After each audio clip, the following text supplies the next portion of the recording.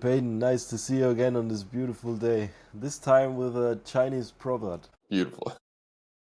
Okay, if you are patient in one moment of anger, you will escape 100 days of sorrow. And then a little bit later, Seneca adds on the topic of anger, my anger is more likely to do me more harm than you are wrong. And my question for you, like anger, either as a hot coal you hold and burn yourself with it, waiting to throw it on someone, or anger as a gift to transform through the energy it provides. What stories can you tell about either, Peyton? Great topic, and great to be back with you, my friend. The story that comes to mind for me on this is actually fairly recent, like 3 months ago, something like that. Maybe even, yeah, 2 months ago. And it's in one of my businesses. We have a landlord of a warehouse that just has some serious mental, psychological issues. And they took this super aggressive, pointless gesture toward me, kind of out of nowhere, and just refused to send us our utility bills and then shut off our power at our business warehouse. And my first reaction to this was just super pissed. Like I felt the day this happened, when I got this news, like these people are being aggressive out of nowhere. This natural response I had was just being pissed about the situation. But what it pointed me to is, whoa, this is actually a great opportunity. They made a total tactical error here by doing something that's illegal, and now I can get them out of my life. I just had the option to end the lease, write some letters, and then move out. And now we're saving money. Now we're in a better place. And now these people are out of my life. But in the same instance, anger served two different things. It's like, one, in the day that this landed, I felt this strong frustration and emotion of anger. And it was just what I needed to feel. It showed me that no, you're not bending to some childish thing they're asking you to do. You're acting decisively and mobilizing your team and getting these people out of your life that are quite toxic. But then once the letters have been written, once the action had been taken, the mind's temptation is to bring this situation back up and to start rehearsing old stories. And so even in the same circumstance, that's when this can go from this useful signal to mobilize action toward, if I'm dwelling on my narrative about these people a week later, that's when I'm really holding on to a hot coal. And that's when it's starting to really cost me energy that I no longer need to spend. You get the signal, you act on the signal, and that's when it's okay to release it. Once the action has been taken and there's no more to be done, that's when it no longer serves me to keep on carrying this, holding this in my hand. That's when it's helpful to remind ourselves of nobody chooses who they are. Nobody created themselves. Everybody's just acting out of their own suffering or their own confusion. And I can just accept them for who they are and what they've done and just let it go. And obviously, it's easier said than done. I was not perfect about this, but that was an example where a nuance of this is that even within the same situation, maybe anger passes from useful signal toward, after we've acted on that and we don't need it anymore, that's when it can become this hot coal in our hand that it's time to set down. One question I have for you is, how can we discern between patience on one hand, this thing that we're being patient in this moment of anger and avoiding these 100 days of sorrow, as the quote says, versus repression, where maybe it's an unhealthy way that we're denying our anger? And what are the pitfalls of over limiting our anger? And I'll share a brief quote before I let you respond. This is from the poet David White. He says, anger is not something to be repressed or denied. It's a signal that something inside us is crying out for attention, urging us to look more deeply at the hidden wounds we carry. So that being said, how do we know the difference? Is this a time when I need patience, or am I actually repressing something that needs to be let out and expressed right now? Very beautiful question with a beautiful poem. And it is a signal sometimes, and it has to be cried out sometimes. And it is only a human emotion which obviously has a useful component to it. And therefore there has to be like the decision to be made. Okay, do I let it out? Do I act upon this signal and really change something about my circumstances, or do I not overreact and make it worse than it is? And this is the word for it, overreaction.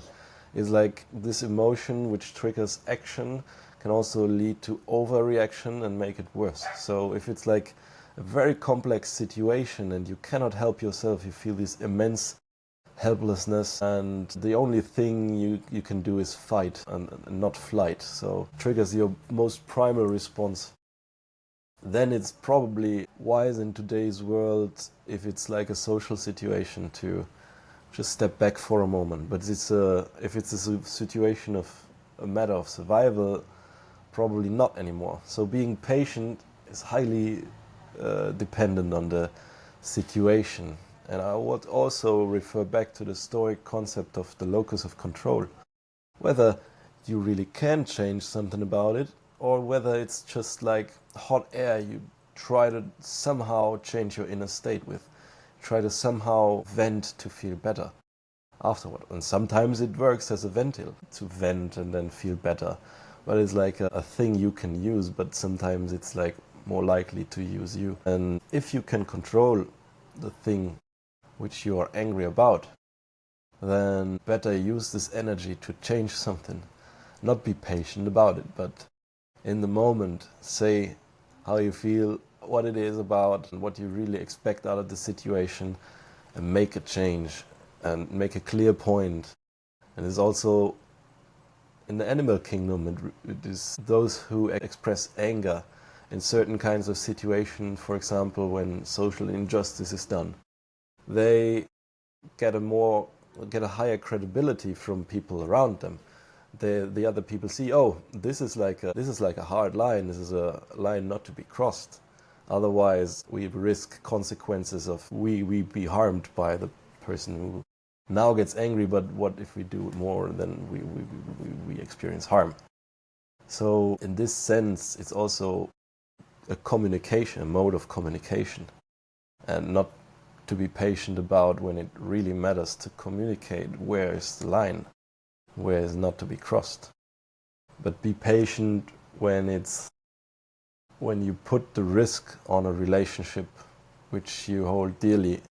That anger is also a possible mode of venting your emotions that can destroy relationships. So be patient, especially in relationships which you really would like to cultivate, but be impatient when it really matters that you take control over the situation you see you have control and influence over to really make a difference. What is your thinking, Peyton?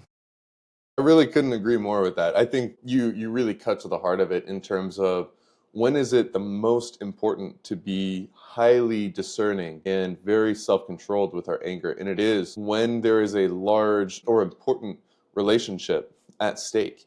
This is when it is the most important to be discerning with our anger. And obviously there's a lot of cases where we need anger. There's a lot of cases where anger doesn't serve us at all, but it's pretty low stakes. Think of if you're just like roaring behind your steering wheel at your car at somebody that can't hear you. A lot of times, as long as you're not actually doing aggressive shit, you're not hurting anybody, but you are robbing some of your energy in a pretty low stakes manner in a typical road rage frustration environment. Yeah. But in our most important relationships, if we're in, let's say, a long-term romantic relationship, if we're in a deep long-term friendship, or one area that this has popped up in my own journey is there's uh, there's a lot of emotions that come up in business between business partners. And I remember back in 19, when I was early on in business, I was in this really difficult, stressful situation where things were not going well for me and my business partner. And we got this one piece of news. We were basically out of money at the time, and we had a ton of debt. And we got a letter that basically was the equivalent of a few $100,000 of bad news that came totally out of the blue to me on this situation that I was totally unaware of. And this was a fairly new business partner to me at the time. We'd only been partners for less than 6 months. Somebody that I liked and respected. This situation was not his fault or due to any wrongdoing or whatever. But I remember at the time feeling this rage of anger toward the situation and this actual strong temptation to project my insecurity about the situation, my fears about the situation. There was this temptation to project my anger toward my business partner, that obviously it was not his fault, but there were a lot of narratives in my brain about how I should have known about this, or about how something should have been done in advance, or this and that. And it was really not fair to direct any anger toward him, but the temptation was there nonetheless. And in situations like that, where we're building trust, we're trying to collaborate and work together in the long run, this is where, and his intentions were good. There was nothing that he did out of integrity. There was nothing that he did to wrong me. There was nothing that he did with bad intentions or that he should have done in order to be honorable. Those are the types of situations where we really do risk 100 days of sorrow if we don't have discernment and self-control about what is the actual situation here, and are my emotions, are my fears and insecurities just trying to get covered up by anger? Am I looking away from something and trying to project something over top of this situation? This is where a lot of times we can blind ourselves and accidentally do genuine lasting harm to a relationship that we are looking to build, if anger becomes a master of us instead of us being kind of in control, in the driver's seat of our thoughts and emotions. My question for you is, when does anger drain our energy? And when can anger give us energy in a potentially normative way? How can anger affect both sides of this, positive, giving energy, or negative, taking away energy? Great question. And my model for thinking about this question is like us ourselves as a vessel of kind of energy with which you can act. And nervous energy and nervous excitement is also kind of an energy. And when we are like very low, and then this rush of emotion comes, and then we are more likely to act. But when we are too highly excited, like a traumatic experience happened, like crash of a car or whatever, then anger can like vent this energy and move us to the place where we can act again. And so draining of energy is obviously when we pointlessly just are angry about a thing, which just through changing our perspective on the thing, we could also just release that emotion. But as you pointed out in a previous conversation, anger seems to be like the most addictive emotion of them all. When we give humans Yes. the option to trigger emotions, and then they choose anger all the time because it feels good. The rush of dopamine afterwards is good. So it's a thing. And then you previously mentioned that, okay, when we just like throw our anger at like things that do not affect anything, like behind the wheel to a driver which cannot even hear us. So there's this story of this empty boat, and this is a good Zen story where you can say to yourself, okay, if somebody comes to you and then triggers you, then you can say, okay, it's just an empty boat. So the story goes like this. The young fisherman rows down the river and tries to collect his net, and then this boat charges from up the river down towards him, and he says, hey, stop! You're directly in my course. I'm here. Don't you see me? Hey, stop here. Man, can't you see me? And the boat totally rams him and said, hey, what the fuck did you think about? I'm here, man. He goes over to the boat and sees no one's inside. It just must have like became loose and then just charged down the river. And he was like, oh fuck, all the time I directed my anger towards this boat, it was just an empty boat. And Hmm.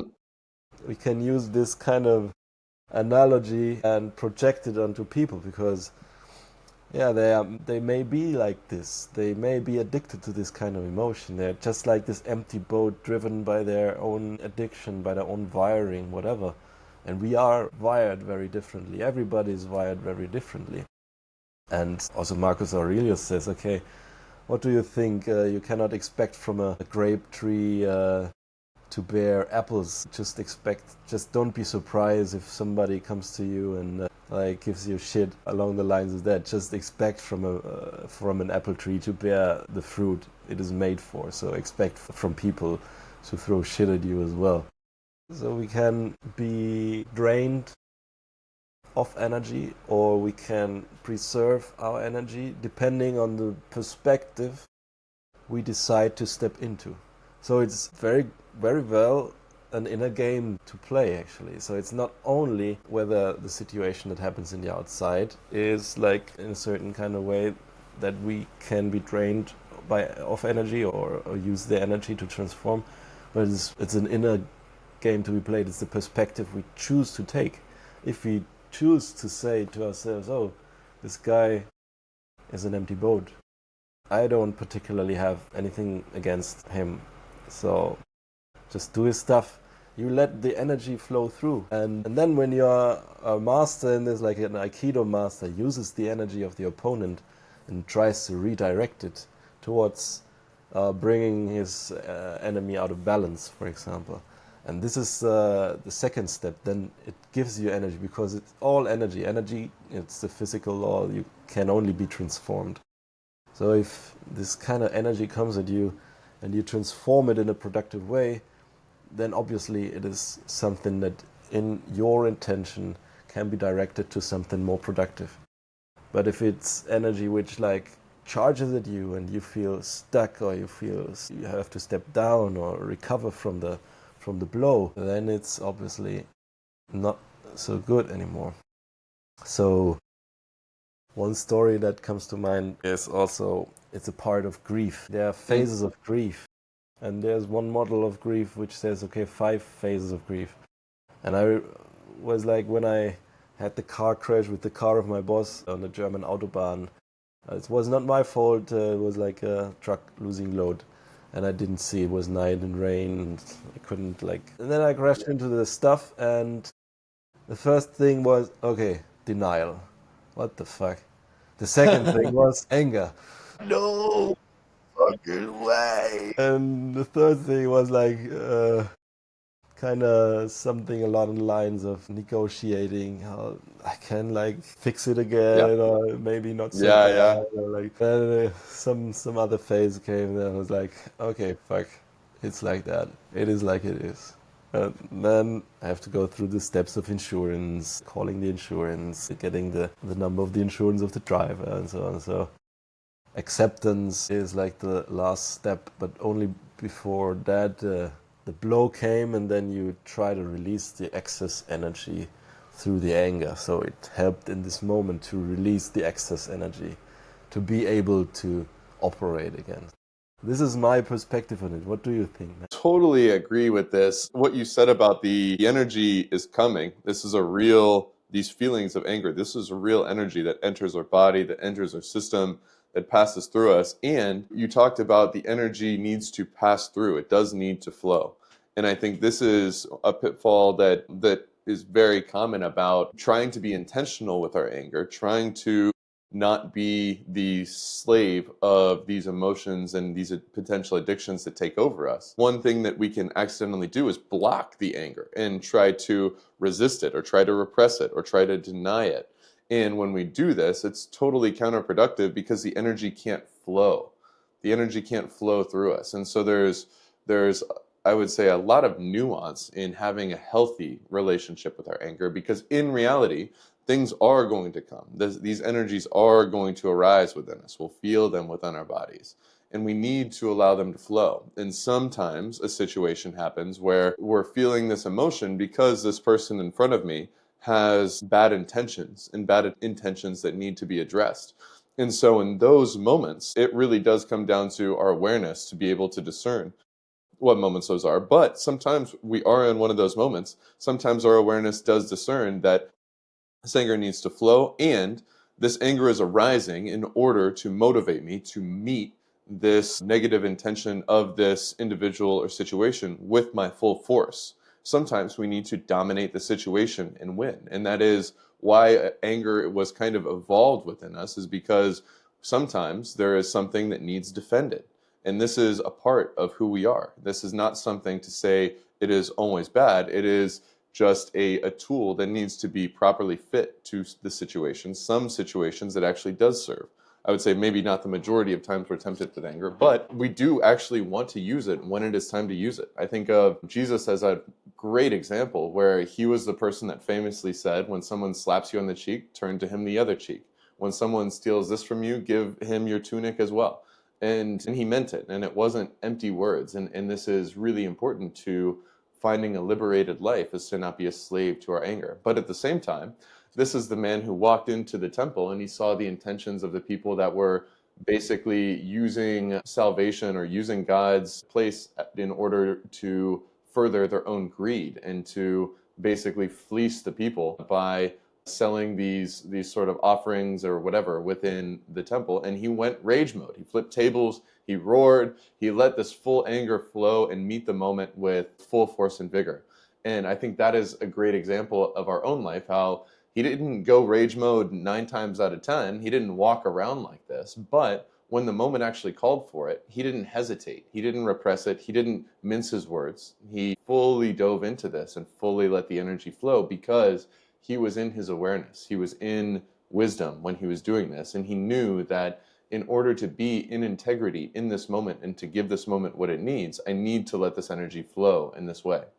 And I think in a different realm, sometimes we feel anger that actually it's not helpful to flow into this moment, but this is coming. And I know that it's not going to be productive, maybe because we're trying to nurture a challenged relationship or something like this, or create continuity and rebuild trust where it has eroded, something like that. Probably doesn't make sense for us to just fly off the hip and let anger flow. But when that is the case, and sometimes it can be wise that, okay, we need to do this rather than this. This is what is needed from me. This will serve me and this will not.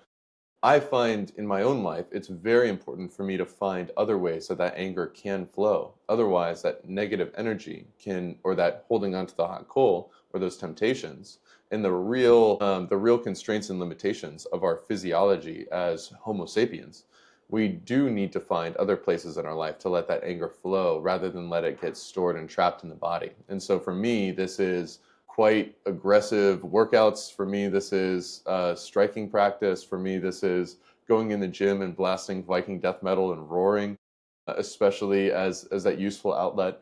Other things in our life, physical exertion, etc., can be good outlets. Even things that we do in nature, even sex can be a really good outlet for certain forms of anger or some of these intense energies that we feel in our bodies. And it's important to remember that we're animals at the end of the day, and we do have to do these real physical things to ensure that our system can stay balanced and healthy.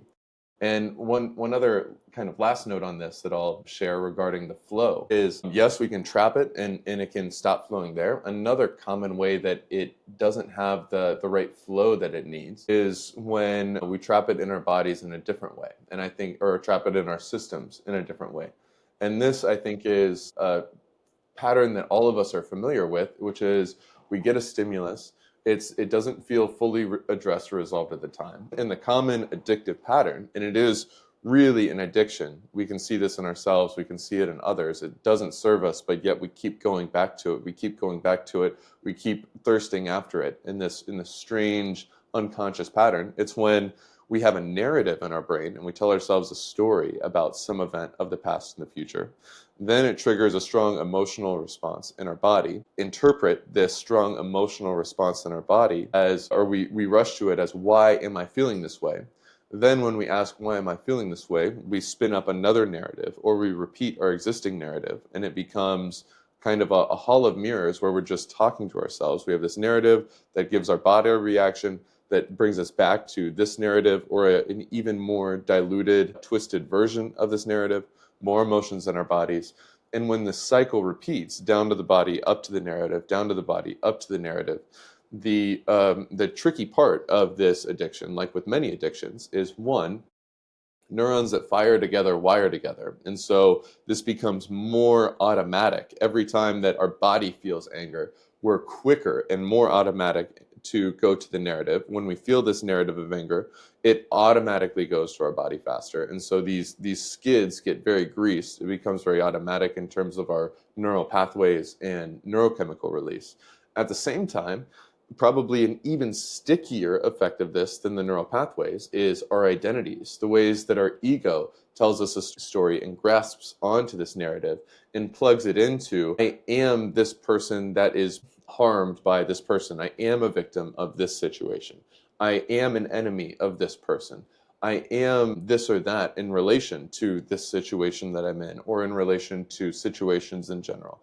And this identity part, this can become something that we grasp onto really tight, and it becomes a part of us, and it becomes a source of kind of a twisted source of security and safety, in the sense of, I know who I am, I can define myself, I can say who I am in relation to my situation, partly because I'm clinging on to this angry pattern as a part of it, this aggrieved pattern, this aggressive pattern, or this pattern of conflict and enemy, and I am this in relation to this situation and this adversary, etc. This identity in these neural pathways can really cause these addictive tendencies to be very difficult to release over time. This is a pattern that everybody experiences to some extent, and in my opinion, we should be very watchful in our own life. And so my last question for you is, what does it look like to honor our anger and to use it wisely without it becoming our master, without getting caught in these swimming cycles of addiction and stickiness as it relates to this negative energy in our life? Wonderful question. What does it mean to honor our anger? I think it's like partially looking like you already talked about, like honoring ourselves, that we basically are like moist robots, like animals, mammals, which have this tendency to do mammal things and also go to the gym, move our bodies. We need to move. We are not made for sitting all day, despite me doing it practically every day when I work. Now in a travel situation, it's a little bit different, but yeah, actually move our bodies, put ourselves into nature, and yeah, as well, put on some Viking black metal and Yes. roar in the gym, like really trying to get hold of it and integrating as a part of it and not denying it as a part, accepting that we are human, accepting that anger is also part of our lives, but also having the ideas of, okay, we can use this energy and transform it, and not being held back by it. You talked about the trap, like the anger trap. If you take in the energy and trap it in your body, it becomes this network of trapped energy, and you form habits around it which may help you survive. And as a child, when you experience trauma, it is very well likely that you created these survival strategies, like acting very nicely and always affirming that you're there and never saying anything against anything that bothers you, whatever.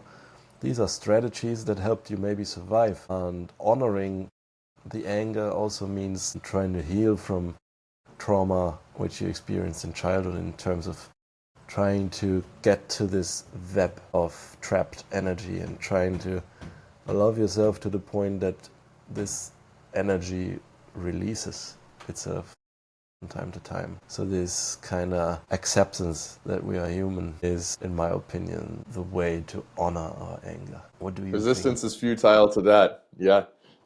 I think too that one aspect of this is to recognize that this angry part of ourselves, on some level, like you said, is there to protect us. It is there to protect what we love. So honoring our anger, I don't think is ultimately just lip service and something we're saying as a psychological trick. In reality, we can recognize that, what is this for? What is this part of me trying to do? It is trying to ensure that we are safe. It is trying to ensure that those that we love and the things that we love are safe and looked after. It is this part of ourself that is genuinely enduring pain to try to protect on some level. And I also believe that this commonly arises as a response to fear. A lot of times, anger is when we're trying to deny our fears, when we have this fear or this insecurity arise, and a part of us just cannot sit with this, cannot tolerate it, and so we superimpose this anger over top of it. And I think that another part of sort of honoring ourselves and coming to a healthy relationship with this is learning to sit with this uncomfortable feeling in our body when we feel emotions of fear or insecurity that we're tempted to just pile on anger to cover up so we don't have to feel this vulnerable, fearful, or insecure emotion. And so I do believe that becoming more like leaning into those feelings when we're tempted to superimpose anger, learning to sit with them and feel that discomfort in our body, feel this strong urge to cover it up with rage. This is another aspect of becoming more and more able to swim with these currents rather than getting totally pulled under by them. And the last note that I'll throw out there is an important form of anger to be aware of in our relationship with these things. It's not just in our relationship with other people that might be difficult in our lives, whether they're a friend and we should be really cautious about the ways that we let anger manifest, or a foe where we might need to let anger manifest with discernment in the right moments, as well as our relationship with anger toward inanimate things, which is surprisingly, I can tell you I've gotten angry with the weather more times than I would care to admit. But a last object of our anger that we should be intentional about our relationship with is anger toward ourselves. And this is something that all of us experience during our journeys, where we're frustrated that we're not living up to our ideal over here. We're frustrated that we're not growing as fast as we are over here. We're frustrated that we don't have all that we need, or that we're missing out, or that we feel like we should be further along than where we are, or we don't like where we are. And maybe we've made some decision that we currently regret, or we've gone down some pattern and reinforced some pattern that eventually we realized did not serve us. Or we tried to do something and we failed and we didn't succeed at following through on what we meant to do. These temptations to be angry toward ourselves, to be self-judgmental, to be self-punishing, to be sort of adversarial toward the part of ourselves that we don't feel like is living up to our ideal, or that hasn't accomplished what we wish it had. This is something that will inevitably arise many, many times throughout probably every week of our lives. And we should be really aware when we watch this arise, because a lot of our conditioning trains us to be judgmental of ourselves, to tear ourselves down. There's some way that we get more approval from others in the world if we are preempting any judgment by just being super hard on ourselves and beating the shit out of ourselves. It's something of a defense mechanism of shrinking that is societally conditioned, and that we're actually trained to do, in my opinion, in school a lot of times, whether especially by teachers, but also to some degree in socialization that comes in those little bubbles. And this is something that I do think we want to be very intentional about, an awareness of what serves us and what doesn't serve us. Is this anger that I'm feeling toward myself empowering me? Is this a useful signal that I need to wake up and act differently? Or have I already received that signal and I'm just holding on to a hot coal and projecting that toward myself?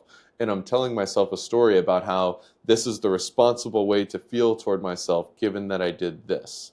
But in reality, the metric that we should bring to this, in my view, or the question to ask is holding on to this anger toward myself empowering me to become closer to the person that I want to be? Or is this costing me anger, or is this costing me energy and disempowering me? And I think that empowerment, disempowerment question, this can actually point us closer toward the real cause and effect of dwelling in some of these thoughts, some of these narratives, some of these emotions toward ourselves. And commonly we see that if we're looping around in this, if we're in a cycle of narrative, negative emotion toward ourselves, negative narrative toward ourselves, even more negative emotion toward ourselves, this is bringing us further from being capable of being who we want to be toward the people that we love. When we're judging ourselves, it manifests as judgment towards others, just as judging others manifests as judgment toward ourselves. Anger toward ourselves, self-hatred, this manifests towards negative energy toward other people. And there are real cause and effects in this. If we're dwelling on anger and self-judgment, it does point at other people in the end. And so I cannot be the friend that I would like to be unless I am the friend that I would like to be toward myself, or at least to a degree. And this is something that people commonly will not really see, or even they will reinforce in some ways without meaning to. And so this is very much a single player game to bring awareness toward ourselves and just remember that we are not helping other people by being a bad friend to ourselves. We are cutting off our legs and preventing ourselves from being the friend that we would like to be to other people if we're not being a good friend to ourselves. And this self-anger, I believe, is we can be really good in some of these other areas. This can be an area that we can totally miss or be blind to, but nonetheless is upstream of who we are capable of being in our relationships in a lot of ways. What are your thoughts about this as a closing to this relationship that we want to cultivate to ourselves and this wise balance with anger internally direct? This is a beautiful thing I also tell to my friends, which are particularly self-judgmental, that, hey, would you keep a friend who's constantly nagging you about your minor shortcomings and is constantly pointing towards these things and saying to yourself, oh, you're not good enough. I'm sorry, but look at this. This is shit. Like, your drawing here doesn't please anyone. Would you stay friends with that one? I said, no.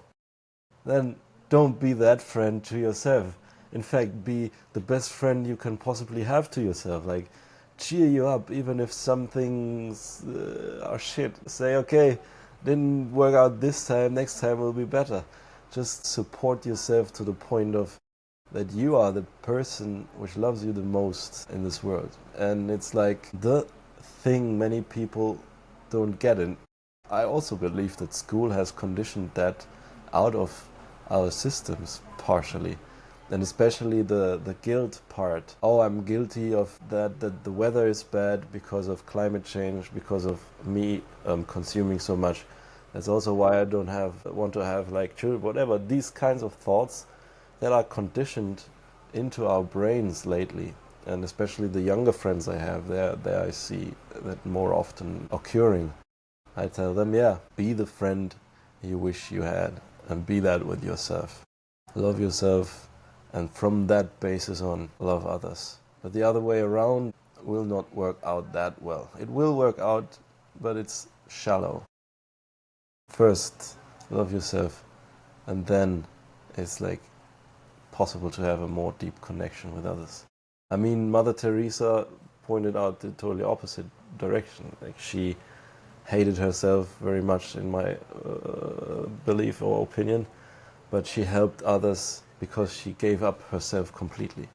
She helped others to the point because she was giving herself up completely. So it's like, it's a trade-off sometimes you have to make. Sometimes to help others to this high degree, giving up yourself makes you a heroic figure, but in a world where I want to live in, it's more like that I want to have like a good life, and a life where it's a healthy relationship with myself and with others, and a basis to grow a stronger, healthier, intimate and deeper connection with each other. Amen to that, my brother. Amen to that. Well, I appreciate you sharing all your thoughts. My intention for this week is to bring awareness to these situations, to allow energy to flow as it needs to flow in the ways that it's most beneficial for it to flow, to be observant of my narratives, especially, and suspicious of my narratives, and to bring this intention for grace, especially starting with myself and then flowing out to others into my way of being this week. What about you? What are your intentions for the week ahead?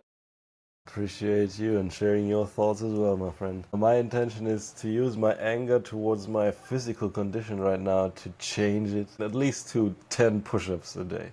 Good. Perfect. Perfect. So have a great week, my friend, and see you next time, bro. Have a great week, brother. Take care. Great talking Take to you. care.